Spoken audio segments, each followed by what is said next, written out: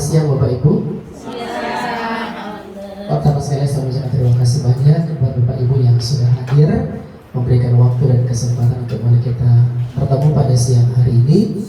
Dan marilah kita mengucapkan puji dan syukur kehadirat Tuhan Yang Maha Esa atas kasih dan rahmat-Nya kita boleh berkumpul dalam keadaan sehat di ruang pertemuan ini.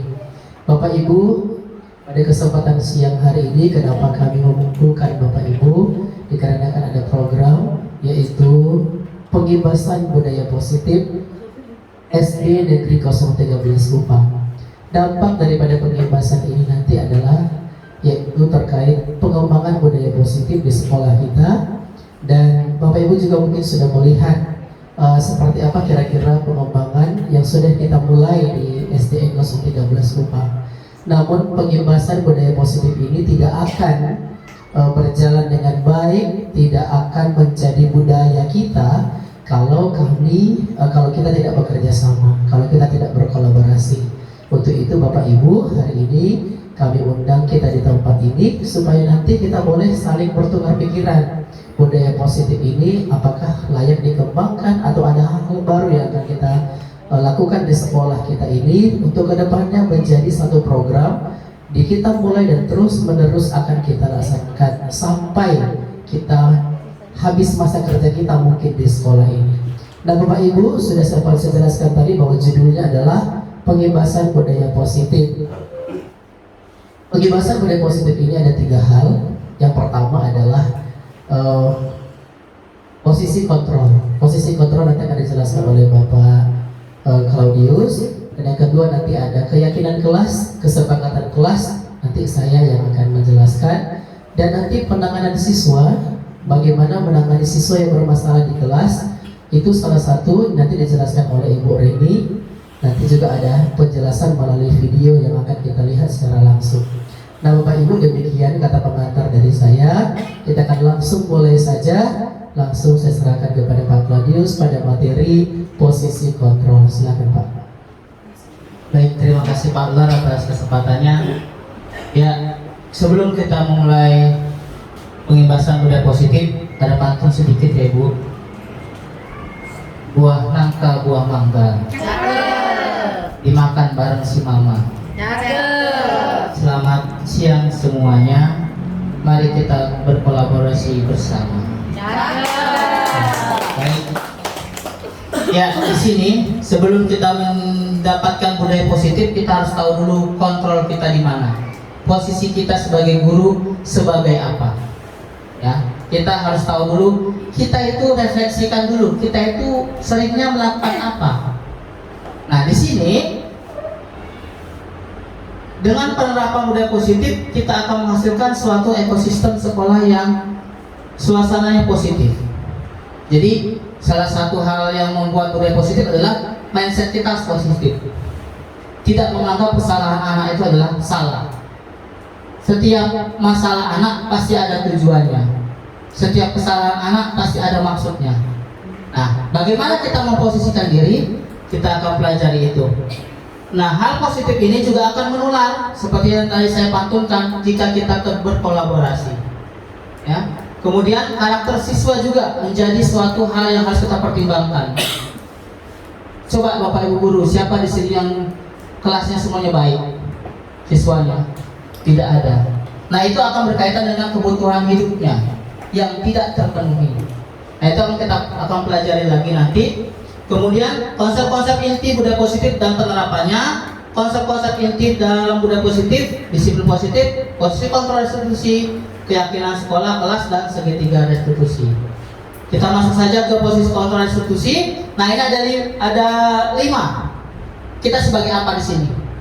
Kita sebagai penghukumkah? Pembuat rasa bersalahkah? Sebagai teman? Sebagai pemantau dan sebagai manajer. Nah, di sini semua ada kekurangannya. Tidak semuanya benar dan tidak semuanya salah. Tergantung konteksnya. Itu kita mengambil posisi sebagai apa, itu pilihan Bapak Ibu semuanya. Diharapkan dalam kurikulum Merdeka kita sebagai yang paling tinggi, manajer. Yang nanti akan dijelaskan bagaimana contohnya manajer itu. Lanjut Bu. Nah ini sebagai penghukum. Ini contoh kalimatnya. Patuhi aturan saya atau awas. Pernahkah kita berkata seperti itu? Nah kita jawab kepada diri kita. Kamu lagi yang salah. Kamu terus. Itu sudah memvonis siswa sebagai penghukum. Nah, sebagai penghukum ini ada hasilnya Bapak Ibu. Ada hasilnya kepada siswa. Siswa menjadi agresif, tidak takut. Malah dia akan semakin merajalela karena senang. Kebutuhan hidupnya itu kesenangan.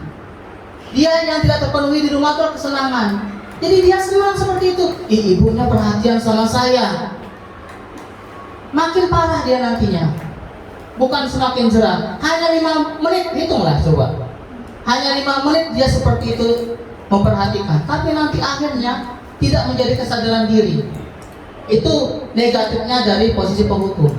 Kita ke posisi yang kedua, tentang pembuat rasa bersalah. Nah ini sering kita lakukan. Saya buatlah dia menjadi rasa bersalah supaya bisa mematuhi aturan saya. Padahal ini adalah hal yang lebih parah daripada penghukum Bapak Ibu. Sebenarnya kita sering mengatakan, ibu sangat kecewa sama kamu.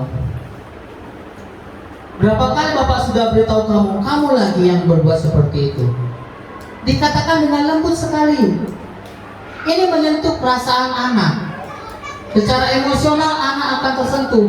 Tetapi akibatnya adalah anak menjadi merasa bersalah dan rendah diri. Tidak mau berkreasi lagi. Tidak mau menunjukkan diri bahwa dia itu bisa. Tidak mau. Gimana coba kalau orang tua kamu tahu begini? Nah kita kadang-kadang begitu kan ngomongnya. Membuat bersalah. Tapi efeknya apa? Anak itu menjadi rendah diri, tidak percaya diri lagi. Segala-gala mempertimbangkan reaksi dari kita semua. Apa sih ya Bapak Ibu ini? Kok saya bersalah begini, gimana ya? Nah, anak-anak itu belum bisa mengontrol emosionalnya. Dibawa ke rumah, diam saja. Tak taunya seperti kasus yang sebelum-sebelumnya merasa rendah diri dan akhirnya jatuh dari gedung sekolah. Itu efek dari guru. Jadi jangan sampai kita itu membuat anak itu ya terlalu merasa bersalah ya. Kemudian yang ketiga, teman. Nah ini kita sering menganggap ini adalah hal yang baik. Ayo bantulah dek, nak demi bapak ya. Ayo ingat tidak bantuan bapak selama ini. Ya sudah, kali ini tidak apa-apa, nanti ibu bantu bereskan. Ini adalah posisi kontrol yang dinilai baik, terlihat baik, tetapi ada efeknya. Kenapa? Tidak ada kesadaran diri siswa itu untuk berbuat itu untuk dirinya sendiri. Tetapi dia akan patuh pada beberapa guru saja. Misal saya sendiri menganggap anak ini teman. Setelah naik kelas 4, misalnya dia kelas 3, naik kelas 4, guru wali kelasnya tidak melakukan seperti yang saya lakukan. Akibatnya apa? Akibatnya dia merasa tidak nyaman. Sehingga dia akan patuh pada satu guru itu saja. Dia bukan teman saya. Dan di sini kita harus hindari antara menjadi teman dan menjadi guru. Ada batasannya. Jangan sampai kita melewati batasan-batasan yang ada di masyarakat. Ya, menjadi teman boleh. Terserah Bapak Ibu mengambil posisi sebagai apa. Saya tidak memvonis Bapak Ibu melakukan posisi apa, tapi ini diserahkan kembali. Bagaimana Bapak Ibu menerapkan posisi apa yang Ibu lakukan. Ya, kita lanjut ke pemantau. Nah ini pemantau ini seperti pengawas Bu, supervisor. Peraturannya apa? Apa yang telah kamu lakukan, sanksi dan konsekuensinya apa? Ini selalu bicara tentang sanksi, konsekuensi. Kamu tidak pakai topi harus khusus di barisan spesial. Itu pemantau. Ini sama akibatnya nanti anak-anak itu menjadi emosional dan agresif. Hukum. Pasti kita melihat anak yang tidak pakai topi itu aja kan? Itu senang. bukannya karena tidak lupa Bu, itu senang. Karena merasa diperhatikan. Jadi kebutuhan hidupnya itu adalah kesenangan. Di rumah itu tidak mendapatkan itu. Jadi dia dilampiaskan di sekolah. Pastilah itu anak itu terus yang bermasalah. Dan kita juga selalu menghukum dia. Kamu lagi. Kita sebagai penghukum. Malah senang lagi dia. Saya diperhatikan. Lalu yang terakhir, ini seorang manajer. Nah ini manajer ini bukan fokus pada aturan yang kita buat, tetapi apa yang anak itu yakini, apa yang anak itu ingin dihargai dirinya sendiri. Kita tidak membuat solusi dari diri kita, tapi anak itu membuat solusinya sendiri. Contoh misalnya, dia melakukan terlambat 15 menit ke sekolah. Kira-kira apa hukumannya? Coba. Yang menurut Bapak Ibu yang pas. Mungkut sampah, apa lagi? Coba. Lari lapangan. Apa lagi? Nah, apakah menurut Bapak Ibu yang kita lakukan itu adalah seorang manajer? Manajer itu adalah yang meningkatkan kualitas diri anak-anak. Kalau dalam perusahaan, bawahannya meningkatkan kualitas mereka itu bagaimana ke depannya. Ya. Itu adalah pilihan kita, jawaban hukuman dari kita, betul kan?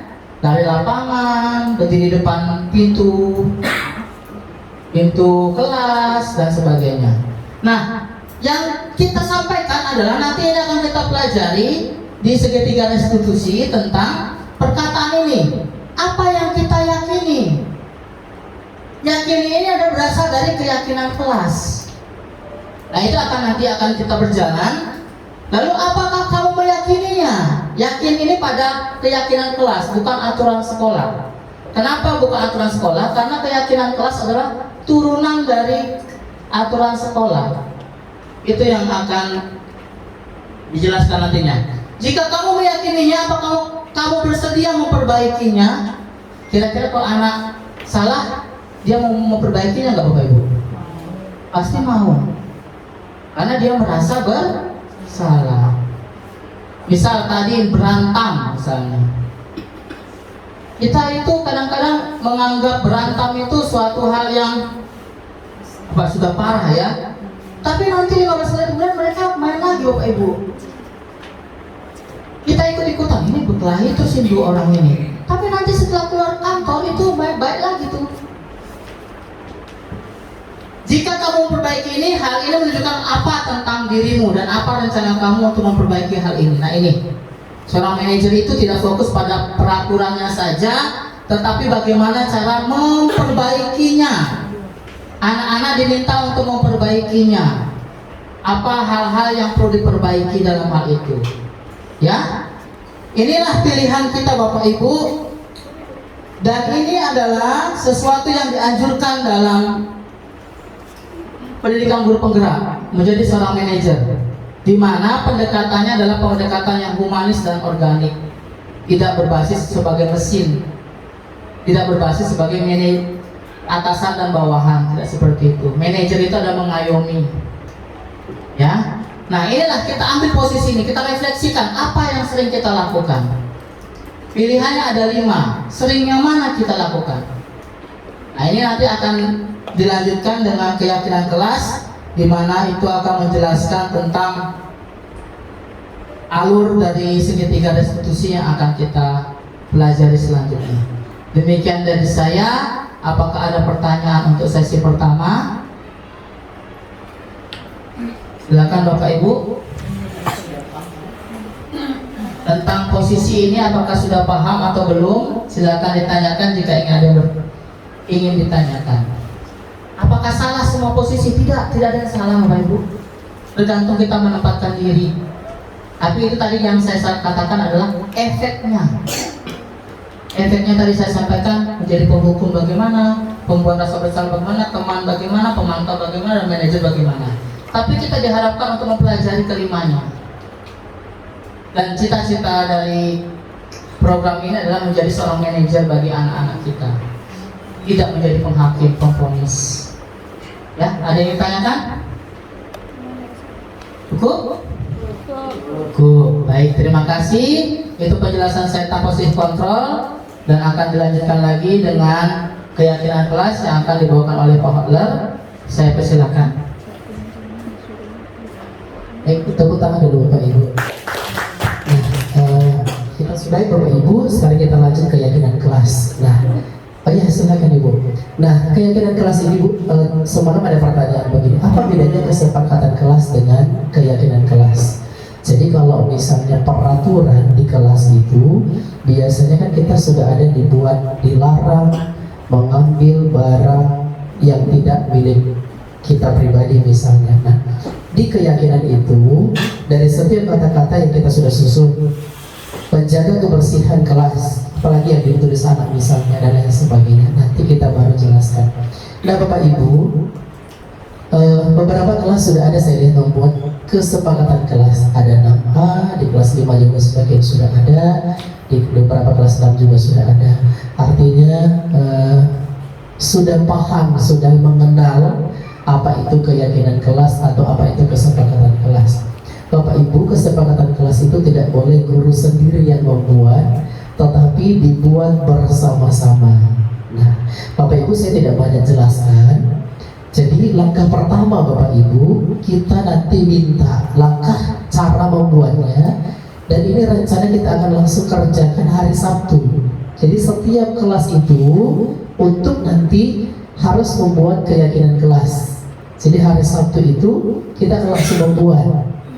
Jadi setelah pengibasan ini langsung ya, terutama guru-guru yang pagi nanti kita akan langsung monitoring ya Bapak Ibu, karena kita sudah bekerja sama dengan kepala sekolah, dan ini juga nanti bagian daripada target program kita di November, yaitu untuk akreditasi, karena semua literasi itu harus diterapkan.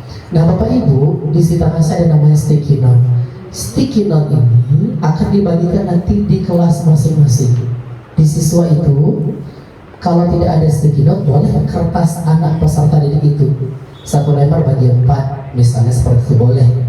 Baru nanti ditempelnya pakai double tick atau tidak ada. Tapi biasanya ada yang model ada sticky note tak? Ada. Bagus, kalau ada berarti nanti bisa kita kerjasama dengan. Nah Bapak Ibu, dibagi satu-satu ke anak 1 lembar. Kemudian kita minta anak itu menuliskan peraturannya yang dia inginkan apa. 1 aja. Kenapa 1 aja? Karena kan anaknya 30 lebih. Jadi kita bagi kertas satu-satu, kemudian tulis peraturan apa yang dia mau. Setelah itu Bapak Ibu suruh anak itu nanti maju menempelkan di papan tulis. Ditempelin di papan tulis itu sticky note-nya itu.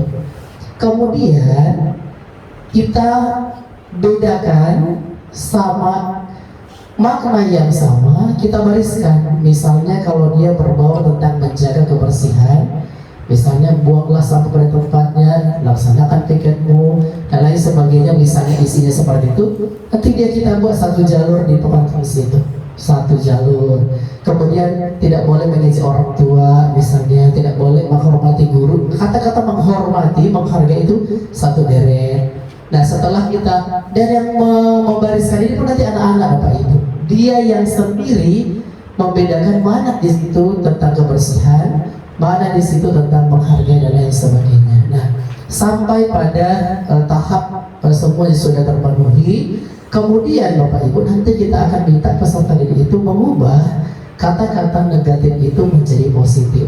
Contoh, dilarang membuang sampah pada tempatnya. Nanti anaknya ubah menjadi apa kira-kira? Menjaga kebersihan, buanglah sampah pada tempatnya. Terus itu jadi kata positif, kata-kata membangun. Itu contoh 1. Misalnya dilarang mengambil barang yang tidak milik diri sendiri. Berarti apa di situ? Nanti kita buat dia menjadi kalimat positif. Nah, dari kalimat positif itu, Bapak Ibu, kemudian nilai-nilai itu kita kaitkan dengan nilai-nilai kebajikan. Kalau nanti anak itu sudah datang tepat waktu ke sekolah, memakai seragam sekolah sesuai jadwal, misalnya ditulis gitu anak-anak, terus membawa buku sesuai jadwal pelajaran, sudah ditulis anak misalnya, kira-kira itu nilai kebajikan apa? Oh, berarti itu disiplin. Maka lahirlah keyakinan kelas yang pertama, disiplin. Jadi tidak lagi bicara peraturan-peraturan tadi. Jadi keyakinan kelas itu adalah disiplin. Yang kedua, anak itu misalnya tadi membersihkan kelas, menjaga kebersihan kelas, melaksanakan piket kelas, membuang sampah pada tempatnya. Maka nilai-nilainya adalah menjaga kebersihan. Nah, baru kita, itulah nilai kebajikan yang kedua. Terus apalagi mengerjakan tugas tepat waktu, misalnya lain sebagainya, berarti dia itu nilai kebajikannya adalah bertanggung jawab. Apalagi berdoa sebelum dan sesudah, berarti itu tentang keimanan, berarti berdoa. Nah, itu nanti Bapak Ibu, nilai-nilai peraturan-peraturan itu kita ubah dengan kata-kata atau nilai-nilai kebajikan, dan nilai-nilai kebajikan itulah yang menjadi keyakinan kelas. Jadi keyakinan kelas itu paling banyak 5 atau 6 atau 4. Jadi kalau peraturan kan banyak, jadi makanya sticky note itu kalau boleh jangan hilang, tempelkan aja di situ. Gak apa-apa, sticky note itu buat di satu lembar kertas tempelkan di pinggir-pinggir kelas kita itu. Jadi kesimpulannya nanti adalah nilai keyakinan kelas itu. Dan Bapak Ibu, keyakinan kelas ini adalah kesepakatan bersama. Dan kita tekankan kepada peserta didik, posisinya di mana, apa yang harus dilakukan sebagai guru dan apa yang harus dilakukan sebagai anak. Jadi nanti tekankan, kalau anak-anak yang berperaturan keyakinan kelas, maka diharapkan peserta didik semuanya berpegang teguh pada keyakinan kelas. Guru sebagai apa di situ, pengontrol, pengingat dan lain sebagainya. Kemudian Bapak Ibu, nantinya keyakinan kelas itu yang sudah kita hasilkan tadi akan digunakan untuk menyelesaikan masalah, yaitu materi yang terakhir, yaitu restitusi segitiga. Nah, restitusi segitiga Bapak Ibu itu akan nanti disampaikan oleh Ibu Reni, dan ini Bapak Ibu sangat penting karena ini yang akan kita gunakan untuk menangani anak-anak kita. Kalau boleh Bapak Ibu, jangan sampai guru lain tahu anak kita bermasalah. Misalnya gitu ya, berkelahi semua di situ, guru semua kerja. Kalau bisa, kita sebagai manajer tadi, kita sendiri aja, jangan sampai guru lain tahu, apalagi sampai kepada kepala sekolah, terlebih lagi sampai keluar, itu tidak bagus. Jadi sebagai manajer ini, restitusi segitiga ini nanti akan menjadi pemahaman untuk Bapak Ibu. Sekian dari saya tentang keyakinan kelas. Saya pikir materi ini mudah dipahami. Saya kira percaya Bapak Ibu sudah paham, sudah mengerti, dan besok hari kita akan laksanakan bukan besok, hari Sabtu. Jadi harapan kami Bapak Ibu, guru-guru yang hadir pada siang hari ini, besok itu disampaikan kepada peserta didik. Setelah disampaikan peserta didik, kemudian nanti langsung kita eksekusi atau kita laksanakan hari Sabtu secara bersamaan. Jadi begitu selesai, 2 tadi kita selesai Bapak Ibu. Pojok baca literasinya harus maju, harus kita buat literasinya, yaitu dengan pojok baca. Terus madingnya kita harus buat bersama-sama hari Sabtu. Dan yang terakhir keyakinan kelasnya kita buat bersama-sama. Karena ini semua bagian dari memajukan kualitas literasi peserta didik tersebut. Demikian dari saya, sekarang dilanjutkan oleh Bu Reni. Atas perhatiannya saya ucapkan terima kasih banyak. Silakan Bu. Oke, terima kasih. Mungkin karena sudah terlalu banyak bicara, ada yang ngantuk kali ya. Jadi ada yang tidak fokus. Nah, supaya sedikit meregangkan pemikiran kita, ice breaking dulu kali ya. Ngopi nanti. Ice breaking dulu. Pak Orlan bisa minta bantu dibagikan sticky note-nya ke setiap guru. Oh iya. Ada berapa ya? 1, 2, 3, 4, 5, 6, 7, 8, 9, 10, 11, 12, 13. Ada 13 ya? Oke, nah ya ice breaking dulu kita ya. Sebelum saya jelaskan berikutnya. Semua guru sudah dapat? Sudah. Oh belum ya? Oke. Dikasih kopi sama nasi padang. Oke, sudah dapat semua ya. Nah, mulai dari Bu Jila sampai Ibu Anita menuliskan di sticky note-nya jika saya lanjutkan Ibu, Bapak mau apa? Jika saya apa? Oke. Lalu mulai dari Ibu yang di samping Ibu Jila sampai Ibu Siti, Ibu Husni. Maaf ya. Sampai dari Ibu Husni sampai Ibu Siti menuliskan maka saya akan. Nah, lanjutkan. Maka saya akan apa? Oke. Kasih hadiah. Ditutup ya, jangan contek teman. Jika saya sudah Jika saya, mulai dari Bu Jila sampai Bu Anita, jika saya apa? Dilanjutkan ya. Lalu mulai dari Bu Husni sampai Bu Siti, maka saya akan. Jika saya, berarti jika saya guru gitu Bang. Iya, jika saya guru atau jika saya ngantuk atau jika saya kaya, terserah lah apa saja. Oh lagi tidak kata. Jika saya. Ya, tapi bagian Ibu Tina maka saya. Iya. Masa saya kaya raya. Jika saya gini aja. Jika saya. Terserah. Jika saya apa? Jika saya sakit perut, jika saya lapar, terserah. Iya. Maka sayanya mulai dari Bu Husni sampai Ibu Siti. Oke, paham ya? Oke, finish.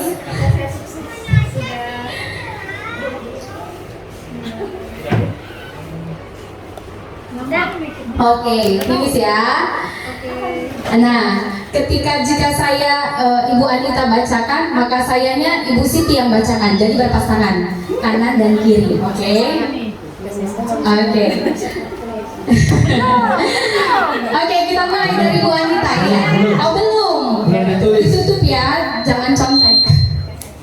Jika saya bisa terbang, maka saya akan. Sudah? Finish? Oke, finish. Jika saya Bantu Pak Kau kasih mikrofonnya sama Bu Anita. Bu Anita, pasangannya Bu Siti. Oke, baca ya Bu. Duh, Banita dulu, ayo silakan. Jika saya bahagia, Maka saya akan menjadi sukses disenangi banyak orang. Bu Hera. Jika saya sehat, Maka saya akan jadi guru yang benar, baik. bertanggung jawab dan kreatif. Iya. jika saya sukses, Maka saya akan bergerak.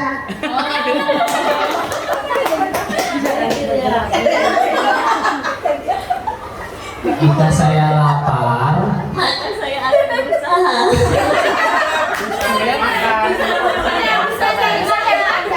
Jika saya sukses, maka saya akan berlibur. Ngapung. Jika saya menjadi jurnalis, maka saya akan minum kopi. Iya, saya, Bu Husni pasangannya saya. Jika saya berhasil, jujur ya. boleh diganti nggak? Jika saya berhasil, Maka Saya akan tidur. Oke, terima kasih. Oke, baik. Sudah mulai fresh lagi ya, sedikit walaupun hanya sedikit. Nah, sekarang kita ke segitiga restitusi. Apa itu segitiga restitusi? Nah, segitiga restitusi adalah cara menanamkan disiplin positif pada murid, bukan untuk menebus kesalahan, ya, namun untuk belajar dari kesalahan. Tujuannya untuk memperbaiki hubungan. Kita tahu ya, di setiap sekolah, mungkin bukan hanya sekolah kita saja, SD 013, di setiap sekolah pasti ya, pasti ada anak-anak yang melakukan kesalahan atau ada kasus yang ditangani oleh setiap guru di setiap kelasnya. Tidak ada yang mulus-mulus saja. Nah, bagaimana cara kita menghadapi kasus tersebut, menyelesaikannya? Ada satu cara, itulah dia yang disebut dengan segitiga restitusi. Nah, dalam segitiga restitusi ada tahapannya, ya. Di sini teman-teman guru-guru hebat bisa lihat ada 3 tahapan dalam segitiga restitusi. Yang pertama itu menstabilkan identitas, lalu yang kedua validasi tindakan yang salah, dan yang ketiga menanyakan keyakinan. Nah, ini adalah 3 tahap yang paling penting yang harus kita lakukan ketika kita menghadapi anak yang bermasalah. Nah, kita masuk ke tahap pertama, menstabilkan identitas. Apa tujuan menstabilkan identitas? Tujuannya untuk mengubah identitas anak dari orang yang gagal. Orang yang gagal di sini yang dimaksud adalah orang yang bermasalah, ya. Karena melakukan kesalahan menjadi orang yang sukses. Ya, di sini yang sukses dimaksud supaya dia mengubah hal yang membuat dia menjadi salah, supaya dia memperbaiki kesalahan tersebut, ya. Nah, kita tahu setiap anak yang bermasalah itu punya alasan kenapa dia membuat kesalahan. Berarti ada kebutuhannya yang tidak terpenuhi. Ada 5 kebutuhan manusia. Nah, salah satunya adalah pertama itu kebutuhan bertahan hidup. Yang kedua kebutuhan cinta dan kasih sayang. Nah, ini yang sering kali kita temui. Kurangnya cinta dan kasih sayang dalam keluarganya membuat dia di sekolah berulah, bertingkah, ingin diperhatikan oleh gurunya, ya, sehingga dia sering mengganggu teman atau kurang percaya diri juga bisa, ya, atau misalnya tugas-tugasnya tidak terlaksana, disiplin sekolah tidak dilaksanakannya. Itu ada penyebabnya pastinya. Nah, supaya kita mengetahui penyebabnya itu apa, langkah-langkah yang harus kita lakukan sebagai guru, kita harus melaksanakan ketiga tahapan ini. Dan yang pertamanya adalah menstabilkan identitas. Biasanya anak yang bermasalah itu dia ketakutan ketika gurunya tahu dia bermasalah, sehingga dia tidak jujur, ya, tidak jujur atau menyembunyikan, ya. Nah, bagaimana caranya supaya anak itu mau bercerita jujur kepada kita apa yang membuat dia bermasalah? Nah, kita pertama harus menstabilkan identitasnya. Caranya itu, ya, kita mengajukan beberapa pertanyaan yang membuat dia tidak takut atau merasa nyaman dengan kita sehingga dia mau terbuka. Contohnya itu kita bisa bertanya kepada anak, tidak apa-apa nak, ibu juga ketika sekolah pernah kok melakukan kesalahan yang sama. Nah, dengan bertanya seperti itu, mengucapkan kata-kata seperti itu, si anak merasa, oh iya ya, yang kulakukan ini ternyata hal yang juga pernah dilakukan oleh orang lain. Nah, di sini bukan berarti kita membenarkan apa yang dia lakukan, tetapi mengajar dia atau mengajak dia supaya mau terbuka. Nah, dari sini, dari langkah yang pertama ini setelah pemikirannya terbuka atau tenang, kita masuk ke tahap kedua. Di tahap kedua itu memvalidasi tindakan. Di validasi tindakan ini, ya, setiap tindakan yang dia lakukan, baik atau buruk, pasti memiliki alasan seperti yang tadi saya sampaikan.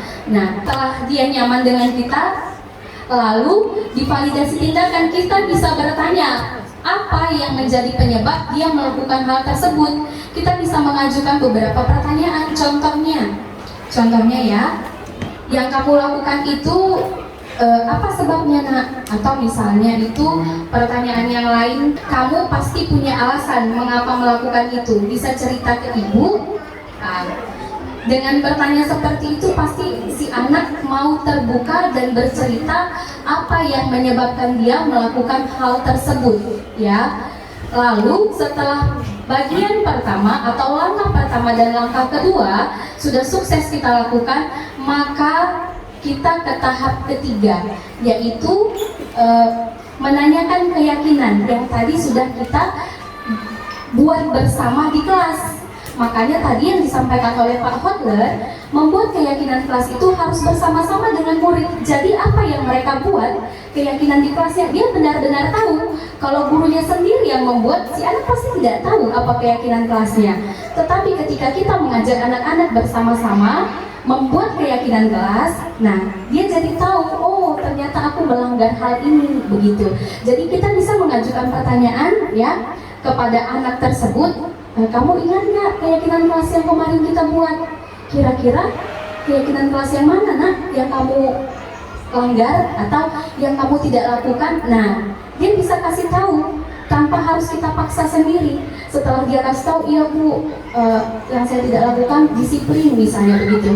Nah dari situ kita tidak bisa menghukum si anak dengan aturan kita sendiri. Kita berikan ke dia supaya dia yang membuat disiplin dirinya sendiri. Artinya internal dari dalam dirinya sendiri tanpa ada paksaan dari orang lain. Nah bagaimana caranya? Kita tanyakan ke dia, kira-kira bagaimana caranya nak memperbaikinya? Kalau kamu sudah melanggar keyakinan tersebut, memperbaikinya bagaimana? Nah, biarkan dia sendiri yang membuat disiplin dirinya sendiri.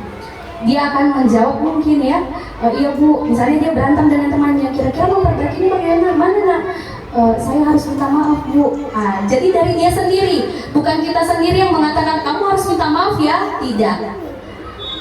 Dari sini, dari segi 3 restitusi ini, kita bukan memaksakan anak untuk melakukan hal yang baik, tetapi memang dari dalam dirinya sendiri ya. Contohnya videonya, ada videonya, contoh Pak bisa diputar.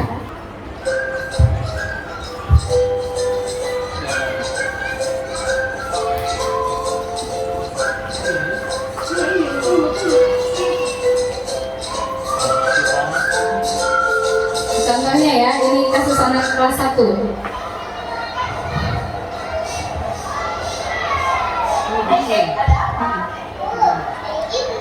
Nangis kenapa? Nggak tahu. Giginya di mana sekarang? Sama gigi. Iya kan?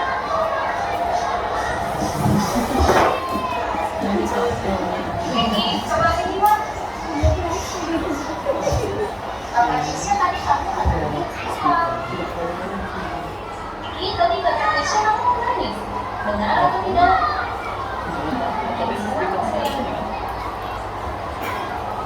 Nah, dia ketakutan, tidak mau kasih tahu kenapa dia menangis, ya.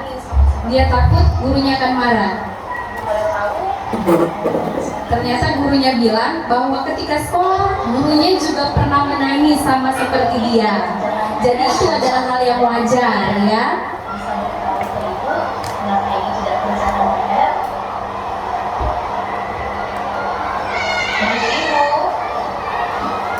Egi bisa bantu ibu, tapi Egi harus tetap tahu apa yang menjadi tugasnya, jangan dilupakan.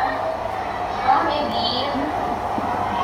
Jadi tahu kan keyakinan Nah, di sini kita menanyakan keyakinan karena kemarin kami sudah bersama-sama dengan anak kelas 1 membuat keyakinan kelas. Jadi dia tahu keyakinan kelas mana yang dia sudah tidak laksanakan, gitu. bagaimana caranya supaya Egi bisa mengerjakan PR-nya, supaya guru bisa melakukan tugasnya kembali.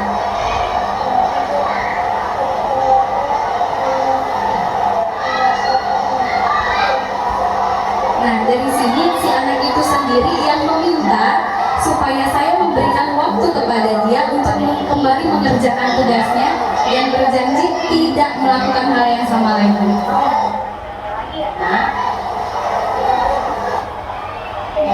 Nah, di sini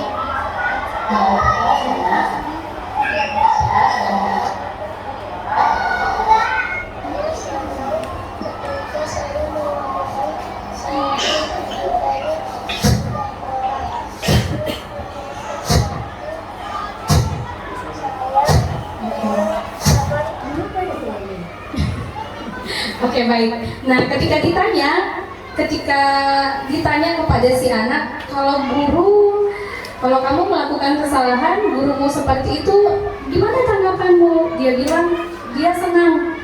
Karena apa? Karena ketika dia melakukan kesalahan, guru mau bertanya penyebabnya apa tanpa marah-marah, begitu. Dia berharap, si anak ini berharap sebuah guru seperti itu, gitu. Maka daripada itu kami mengajak ke Bapak Ibu guru semua yang ada di sini, ya mulai dari kita dulu ya, supaya ketika anak bersalah atau melakukan kesalahan, kita tidak semena-mena langsung menghukumnya, mendisiplinkannya dengan aturan yang kita buat atau yang kita yakini, ya. Tapi biarkan kita mendengar terlebih dahulu apa yang menjadi alasan si anak melakukan hal tersebut, ya. Setelah itu minta si anak untuk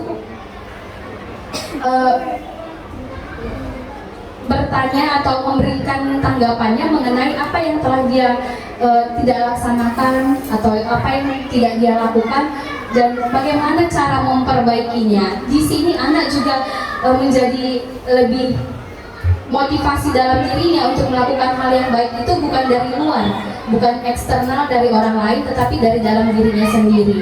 Terima kasih Bapak Ibu semuanya. Oke, tepuk tangan Bapak Ibu. Gak semangat gak nih, karena sudah ngantuk. Oke, terima kasih Bapak Ibu, sudah kami paparkan terkait budaya positif. Budaya adalah kebiasaan yang akan kita terapkan, hal positif yang akan kita terapkan di sekolah ini. Mohon juga kerjasamanya Bapak Ibu, yaitu menyambut siswa itu adalah budaya positif. Sekarang yang saya alami, tangan saya itu sudah mulai capek.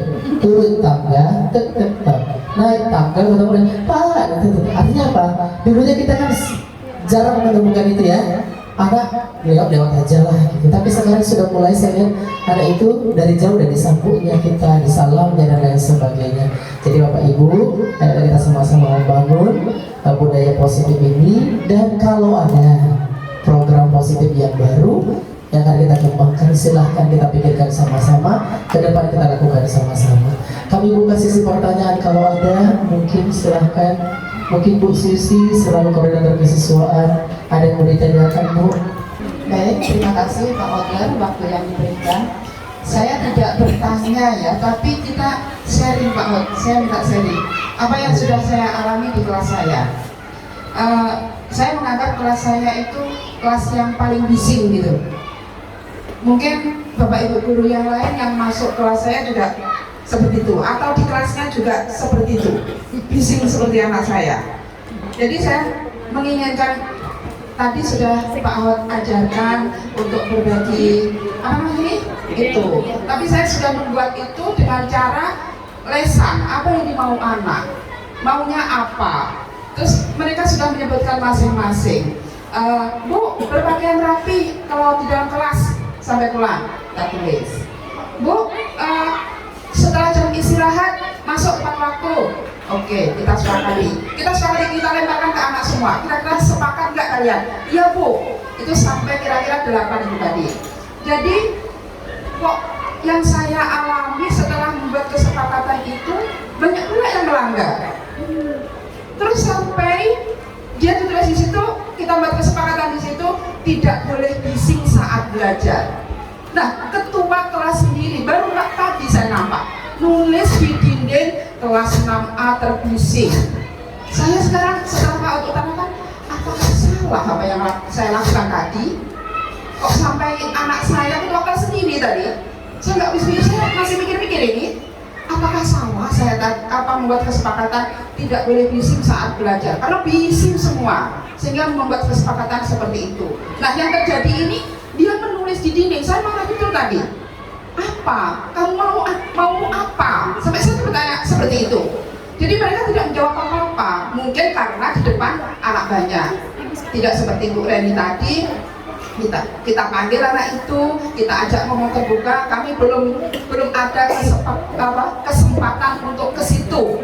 Cuma saya berpikir sendiri, apakah salah yang kita lakukan tadi membuat kata-kata tidak bising saat belajar, sehingga sampai ketua kelas menulis di dinding yang seharusnya sudah kita sepakati. Ketua kelas harus jadi contoh kawan-kawannya, harus jadi teladan kawan-kawannya. Kamu harus tertib dulu, baru kawanmu bisa mengikuti kamu. Ternyata ketua kelas sendiri yang menulis di dinding itu.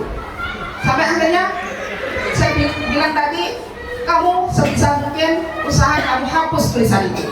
Jangan sampai kamu mencoreng kelas kamu sendiri. Dengan cara apa? Kalau bisa kamu hapus, spidol itu kamu hapus. Nah, tadi kebetulan anak-anak itu membuat keterampilan pakai cat cair. Dan mereka punya pendapat, ini paketlah ini tinta apa? Cat cair warna putih. Nah, dia berusaha, saya tengokin aja, dia berusaha. Tapi tidak semuanya karena jam habis terus pulang tadi. Nah, yang ingin saya ajak sharing Bapak Ibu yang ikut guru penggerak, apa sih yang harus saya lakukan kalau saya mendapati anak saya seperti itu? Apakah tindakan saya itu salah atau bagaimana sebaiknya? Itu saja. Terima kasih. Assalamualaikum warahmatullahi wabarakatuh. Ya, baik. Mungkin masukan dari saya. Kalau terjadi seperti itu, mungkin mengulas kembali Bu Susi, mengulas kembali keyakinan kelas yang telah dibuat. Dan yang kedua, mungkin jangan lisan, supaya kita punya bukti anak-anak yang menuliskan. Itu pendapat saya. Kalau itu kita ulas dulu, besok bisa seandainya Bu Susi sudah buat, kita masuk kelas, ada kejadian seperti ini. Mari kita ulas kembali kesepakatan kelas kita. Iya, memang capek mengingatkan anak, tapi itulah tugas kita sebagai guru, selalu mengingatkan. Kita ulas kembali. Nah, yang tadi Bu Suci contoh anak itu memperbaiki dengan itu sudah bagus. Itu adalah sebuah konsekuensi. Mereka punya pilihan untuk memperbaiki hal itu. Tapi yang saya katakan tadi, supaya kita punya bukti anak-anak pernah menyampaikan itu, lebih baik ditulis kembali. Dan juga kita buat kalimat yang positif. Khusus tadi bilang tidak boleh bising di kelas. Artinya di situ adalah memperhatikan guru saat menjelaskan. Seperti itu bahasanya. Mungkin saat belajar suasana tenang. Mungkin itu kalimat positifnya. Mungkin itu dari saya. Ada tambahan Pak Hotler, Bu Erini? Oke ya, menambahkan sedikit dari yang dijelaskan Pak Claudius. Memang benar, sebagai guru kita harus selalu mengingatkan. Pasti kita juga butuh punya batas kesabaran ya Bu Susi ya. Nah, terus ada kalanya anak ini diingatkan tetap dilakukan, sampai kadang kita gimana caranya ini? Kita bisa buat sistem credit point juga di kelas. Jadi ada aturan juga di kelas. Ketika mereka melanggar atau tidak melaksanakan keyakinan kelas yang mereka buat, itu kan udah kesepakatan bersama. Buat lagi kesepakatan apa konsekuensinya, gitu. Jadi ada credit point. Ketika poinnya sudah sekian, nanti bicara 4 mata dengan guru di satu tempat seperti yang saya lakukan. Tambah lagi poinnya, bisa panggil orang tua. Jadi harus dikomunikasikan juga, karena dalam mendidik anak bukan hanya tugas guru untuk mendisiplinkannya, perlu berkolaborasi dengan orang tua. Jadi kita kasih tahu juga kepada orang tua sistem ini yang kita lakukan di kelas. Nanti kalau poin anak sekian, ada panggilan kepada orang tua, kita bicara ke orang tuanya, begitu. Jadi kita panggil orang tuanya, begitu Bu. Kalau memang sudah sangat fatal sekali ya yang dilakukan si anak. Sudah saya tulis di bawah itu Bu. Melanggar sekali kita kasih peringatan, melanggar 2 kali kita kasih peringatan, 3 kali kita memanggil orang tua. Itu saya tulis sepertinya di bawah. Betul. Ada poinnya nggak Bu? Poin sekian. Nah itu yang pertama. Terus yang kedua, ketika dia melanggar itu, benar nggak Ibu sudah laksanakan? Ada kalanya kan mereka menganggap cuma tulisan doang. Sampai saat ini belum pernah kok dipanggil sama Ibu Susi orang tuaku. Begitu dia. Karena kadang anak-anak itu walaupun kita sudah tuliskan, dia merasa itu hanya seperti gertakan saja kepada mereka, karena kita nggak pernah lakukan. Jadi ketika kita lakukan, mungkin ya, nah orang tuanya juga akan menasihatinya di rumah. Jadi kasih tahu tidak boleh begitu. Memang benar-benar kita laksanakan begitu. Itu dia Bu. Terima kasih. Iya. Ada lagi Pak Hoter? Ada lagi? Tidak ada lagi Bapak Ibu bertanya. Sudah paham banget sama-sama ya. Jadi baik Bapak Ibu, kami bertiga sudah bertemu dengan kepala sekolah sebelumnya. Kita sudah sampaikan budaya positif ini. Jadi kenapa kami berani mengumpulkan Bapak Ibu? Karena pesan dari kepala sekolah sampaikan ke beberapa guru dan nanti sama-sama melaksanakan. Jadi Bapak Ibu yang saya datangi merupakan bukan tidak ada yang tidak mau bekerja sama. Semua yakin guru-guru di SDN 013 ini mau bekerja sama. Tapi untuk yang kami panggil hari ini berarti merupakan garda terdepan untuk melaksanakan budaya positif ini mulai hari ini, besok dan seterusnya. Jadi Bapak Ibu, mari kita bergandengan tangan, berkolaborasi untuk memajukan sekolah ini, terlebih budaya-budaya yang baik yang akan kita terapkan ke depan. Sekian dan terima kasih atas kerjasamanya, atas partisipasi Bapak Ibu. Saya ucapkan terima kasih banyak. Semoga kita menjadi guru-guru yang luar biasa, guru-guru hebat, dan dapat mencerdaskan SDN 013 ke depan. Sekian dan terima kasih.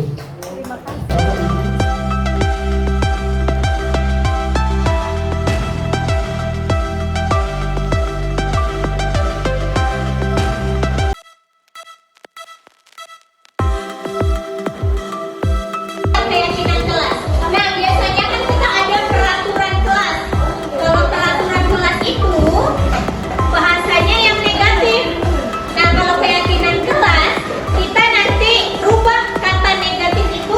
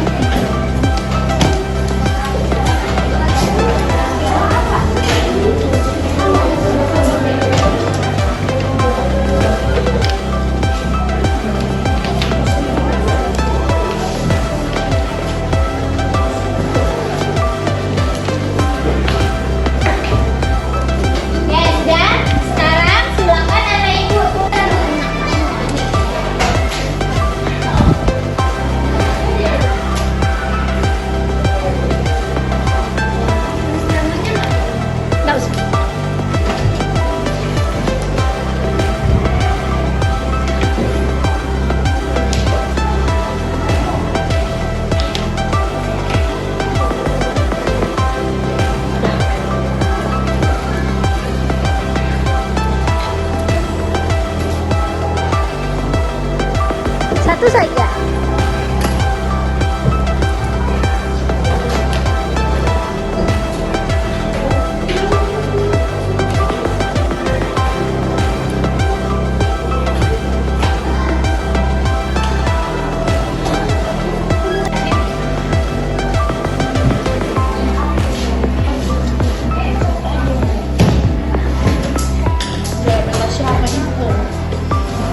Oke, dari yang sudah